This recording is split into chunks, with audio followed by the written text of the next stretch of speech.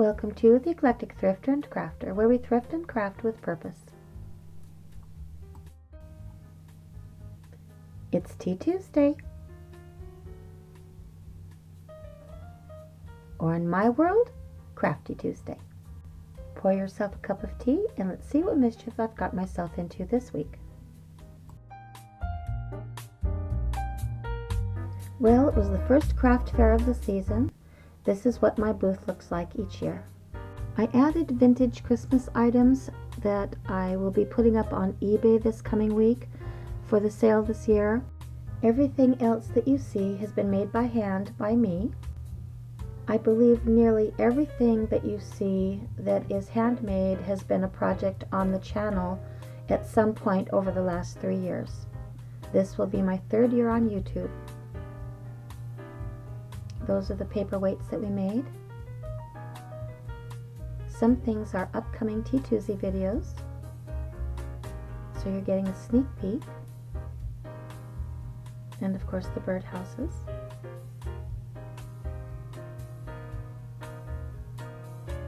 The only thing we haven't done yet, I believe, is make soap. I might do that this winter, and we'll do something special, but I do make all my own soap.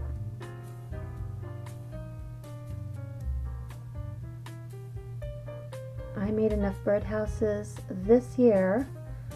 I don't have to make any more for the next 2 years, I believe.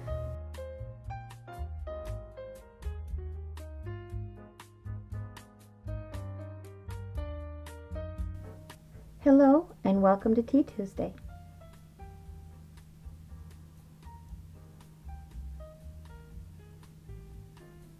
I went thrifting with my son yesterday, and this is what we found. This delightful little gal, I was so happy to find. My father had purchased a little doll like this when I was probably 9 years old, and it went missing or something many years ago, but he's been gone since 1970, and I just treasured that little girl, and I determined that I was going to find one as close to it as I could find, and I found her yesterday, and she was $1.50. I just love her. This is a roll of textured paper that I've been looking for weeks and weeks and weeks. I wasn't really fussy about the texture, but this is going to be the ceilings of our build, and I'll show you how I'm going to attach the ceilings. They're going to be able to slide in and slide out just above the molding. I was so happy to find this, and I paid $4.50 for this roll. It was a great day. This was another fun find. This is Goodwill. I paid $5.99. Now normally I would not pay $5.99 for something like this, but I was shopping in a town 35 miles away, and I may never find a miniature like this again. So this wonderful little set of die-cast people is going to go next to our little church, going next to a little tree on our build for Christmas. And I thought they were worth paying $6 for, because I will keep them for such a long time. I wasn't really on a mission yesterday of thrifting, but I certainly accomplished it. So this is what I found. I found wonderful miniatures in an assortment of games. These were some loose ones that I had found in a game a couple of weeks ago, but I didn't keep the box, so I'm just sharing with you, and I cannot remember what box these came in, what particular game. I think they were stray pieces that had accumulated. These were game pieces that I kept from another game from a couple of weeks ago. I salvaged the discs because I thought they were perfect for making layer cakes and other baked items for the kitchen, or if I made a little shop room. I'd like to make a patisserie shop at some point over the next year, and these might work well.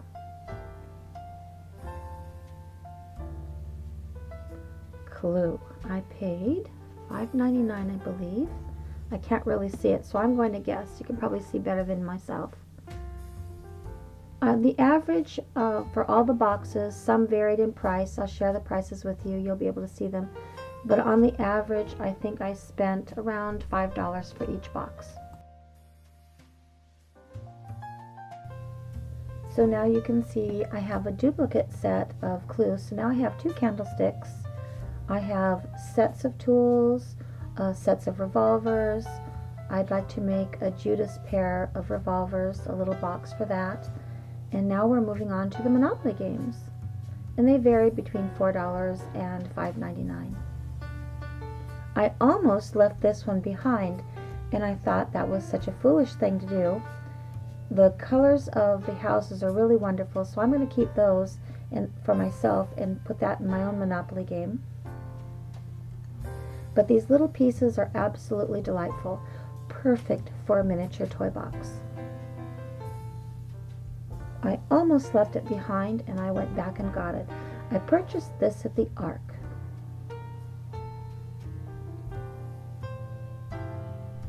And the Ark is a wonderful organization. My husband's son is developmentally disabled. He had spina bifida when he was born, and the Ark has been a wonderful supportive organization for him all his life. So if you do have an Ark store in your community, please donate to them. That money does help your local community and the developmentally disabled. Aren't those pieces wonderful? Who knew there were so many Monopoly games? Look at that. It was so much fun. So now I'm kind of on a mission. I've started a jar of Monopoly and game miniatures. Here's another one, the Cheaters Edition.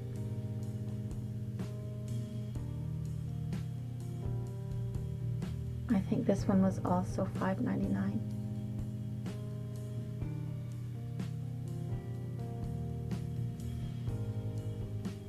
What I'm going to do is use a lot of these. Like Diane made a toy store, that was very inspiring. So we'll see what I'm going to do down the road. I might make a little toy section when I make my grandfather's grocery store, and that might be fun.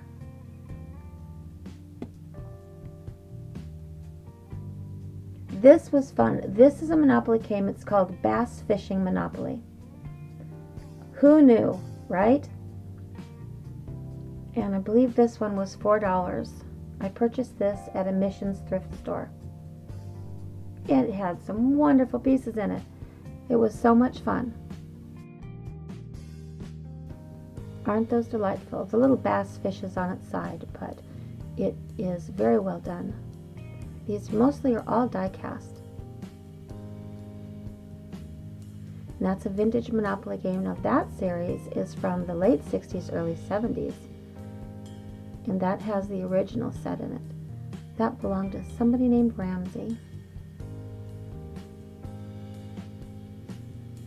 And Ramsey was very tidy because everything was in a little box. See, with the old Monopoly sets, I have toys, but I also have pairs of shoes I can put together. This was Bank of America Monopoly. That was $4.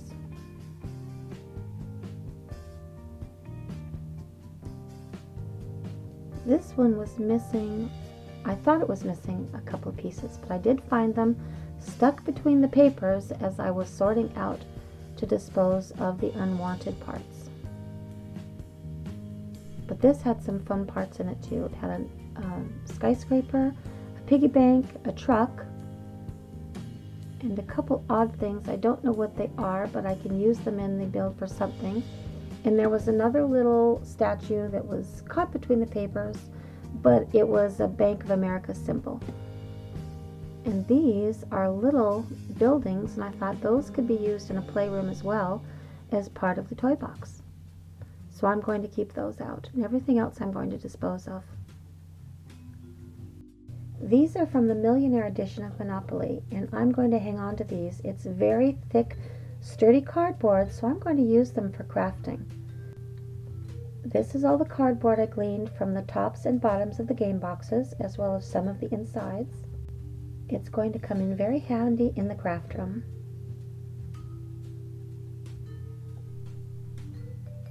And these are all the game boards. It's nice, sturdy cardboard. It can be used to paint on, just gesso it, and I can do an oil painting or acrylic painting on it. Use it for display or building the putz houses. All sorts of things with that wonderful heavy cardboard. So I've really made my dollar go a long way. It may seem like a lot to pay $5 or $6 for a thrifted game, but between the miniatures and the cardboard, I think I did okay. So this is how I'm going to store everything in the craft room. I used up a lot of my craft inventory this year putting things together, so now I have this bin for storage for cardboard. Thank you so much for joining me today for this Fine Teen Tuesday. Please like and subscribe, share my thrifting and crafting channel with your thrifting and crafting friends. I welcome your thoughts and ideas and comments below. Check us out on Instagram and tap that notification button for upcoming announcements of thrifts and crafts. But most of all, have a lovely, lovely day.